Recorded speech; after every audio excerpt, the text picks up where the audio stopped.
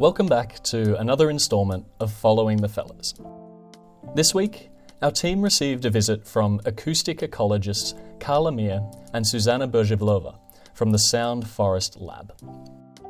Manu Biological Station is going to be the Peruvian host for a global biodiversity analysis called the Soundscape Baseline Project. The goal is to use sound recorders in order to measure and monitor the health of ecosystems around the world. The project is based upon an idea known as the acoustic niche hypothesis.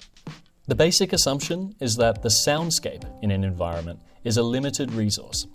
If all animals called at the same time and in the same frequency, then none of them would be able to hear each other. So different animals call during different parts of the day and in different frequencies, each occupying their own acoustic niche within the soundscape. By sampling audio consistently in a region over a long period, it's possible to establish a baseline soundscape that can then be monitored over time. If an acoustic niche that was previously occupied suddenly becomes quieter, chances are that the animal that was in that niche is facing some kind of threat. Similarly, the overall saturation of a soundscape is an indicator of the general health of an ecosystem.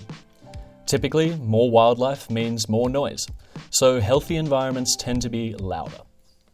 As we can see from this example in Papua New Guinea, protected, healthy environments are much more saturated by noise than disturbed monocultural environments, such as cacao plantations.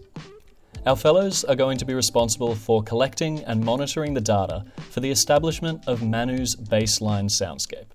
And so they spent this week learning to use the audio equipment and setting up a network of recorders across the station. It will take about a year to gather all the data required, but we've already started listening to our Amazonian jungles. So I'll leave you with the sounds of Manu Biological Station, and we'll be back next week with another episode of Following the Fellows.